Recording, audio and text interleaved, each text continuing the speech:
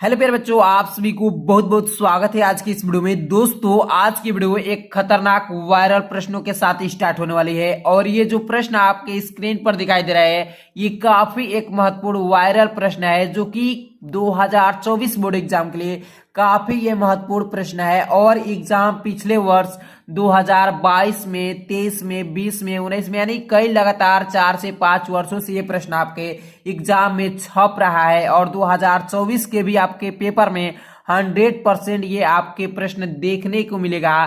तो इस प्रश्न को आप बिल्कुल तैयार कर लीजिए और ये प्रश्न आपके एग्जाम में 3 से 5 नंबर पर पूछा जाता है। तो इस प्रश्न को आप तैयार करके एग्जाम में 4 से 5 नंबर बिल्कुल कंफर्म कर सकते हैं।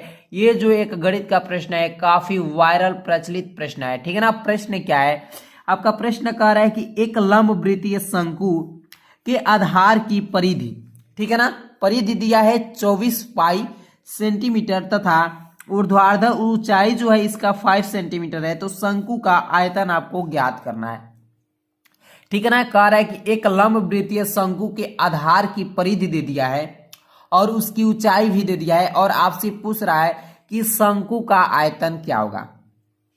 तो आप लोगों को शंकु का आयतन का सूत्र पता होना चाहिए। जब आपका सूत्र इसका पता रहेगा तो आप इसको आसानी से हल कर सकते हैं, ठीक है ना। यदि आपको सूत्र पता नहीं है तो आप इस क्वेश्चन को हल नहीं कर सकते। तो चलिए सबसे पहले हम बता दें कि शंकु का आयतन का सूत्र क्या होता है। तो शंकु का आयतन का जो सूत्र होता है 1/3 पाई आर स्क्वायर एच होता है, ठीक है ना। और हमको क्या दिया है, सबसे पहले जो दिया है उसे लिख लीजिएगा। तो यहाँ पर ध्यान दीजिए, हमको परिधि दिया है, शंकु के लंबवृत्तीय आधार की परिधि और ऊंचाई दे दिया है। तो यहाँ पर ध्यान दो, ऊंचाई हमको दिया है। तो ऊंचाई कितना दिया है भाई? तो 5 सेंटीमीटर ऊंचाई दे दिया है, ठीक है ना। और सूत्र क्या होता है? तो सूत्र जो होता है 1/3 पाई आर स्क्वायर एच होता है। तो यहाँ पर ध्यान दो कि हमको ऊंचाई पता है, पाई का तो मान रख लेंगे, और यहाँ पर देखिए त्रिज्या हमको पता नहीं है, ठीक है ना। हमको त्रिज्या पता नहीं है तो इसको हल करने के लिए हमको त्रिज्या सबसे पहले पता करना होगा। तो हम त्रिज्या निकाल लेंगे और ऊंचाई हमको पता ही है तो हम इसका आयतन को क्या कर सकते हैं, आसानी से निकाल सकते हैं। तो सबसे पहले ऐसा कोशिश कीजिए कि हमको त्रिज्या पता चल जाए, ठीक है ना। तो यहाँ पर ध्यान दीजिए कि लंबवृत्तीय शंकु के आधार की परिधि जो है हमको दिया है। अब इससे हम त्रिज्या को ज्ञात कर सकते हैं, ठीक है ना। तो आपको पता होना चाहिए कि लंबवृत्तीय शंकु के आधार की परिधि क्या होता है, ठीक है ना। परिधि लंबवृत्तीय शंकु जो है किस पर टिका है? यहाँ पर देखिए एक वृत्त पर, और वृत्त की परिधि क्या होती है? तो 2 पाई आर होती है।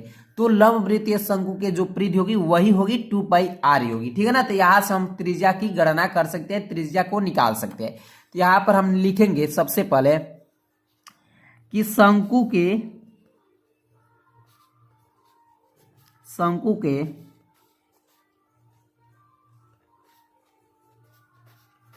आधार की परिधि कितना दिया है भाई? तो आधार की परिधि हमको पता है 24 पाई दिया है, ठीक है ना। तो 24 पाई लिख लेंगे। और इसका सूत्र क्या होता है? शंकु के आधार की परिधि का सूत्र क्या होता है? इसका सूत्र होता है 2 पाई आर होता है, ठीक है ना। क्या होता है? 2 पाई आर होता है। इक्वल टू में हमको ये 24 पाई दिया है। अब यहाँ से हम इसकी तुलना करेंगे तो यहाँ पर ध्यान दीजिए, पाई से पाई क्या हो जाएगा? कैंसिल हो जाएगा। आर इक्वल टू क्या हो जाएगा? ये गुणा में इधर आएगा तो बगेम हो जाएगा, यानी 12 हो जाएगा, ठीक है ना। 12 सेंटीमीटर में ये आ जाएगा। क्या आ जाएगा? तो ये हमको त्रिज्या पता चल गया और हमको ज्ञात करना है शंकु का आयतन ज्ञात करना है। तो यहाँ पर लिखेंगे सबसे पहले, ठीक है ना। क्या लिखेंगे कि शंकु का आयतन, शंकु का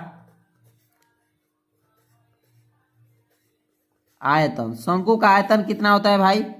तो 1/3 पाई आर स्क्वायर एच होता है, ठीक है ना। यही हमारा क्या होता है? इसका सूत्र होता है शंकु का आयतन का। अब यहाँ पर ध्यान दीजिए, जो मान हमको पता है उस पर रखिए। 1/3 पाई का पाई ही रहने दीजिए, इसका मान को आप नहीं रख सकते, ऐसे ही रहने दीजिए, ठीक है ना। कोई बात में अंतर नहीं आएगा। अब यहाँ पर देखिए त्रिज्या हमको कितना है? तो त्रिज्या हमको 12 है। तो 12 का कितना वर्ग हो जाएगा? 144। और ऊंचाई हमको पता है 5, ठीक है ना। अब यहाँ से इसकी हम हल आसानी से कर सकते हैं। इसको काट दीजिए, 3 चौके 12, 4 बार में, और 3 8 24 कट जाएगा। ये आपको क्या मिला? इसमें इससे गुणा कर दिए तो 8 5 40 हो जाएगा।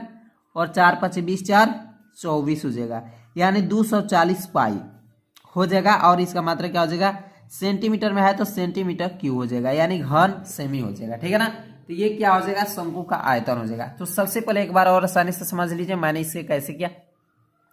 यहाँ पर देखिए ध्यान से इसे आसानी से हल कर सकते हैं यदि आप इसको यदि हल करने का प्रोसेस सबसे अच्छा यही है कि जो दिया है उसे लिखिए और देखिए कि हमको क्या इसमें गणना करना है। सबसे पहले सूत्र को लिख लीजिए कि हमको सूत्र क्या होता है। तो सूत्र शंकु का जो आयतन होता है 1/3 पाई आर स्क्वायर होता है। अब यहाँ पर देखिए कि आपको ऊंचाई पता है लेकिन त्रिज्या पता नहीं है, तो अब यहाँ पर ध्यान दीजिए कि हमको त्रिज्या यहाँ से कैसे गणना करना है।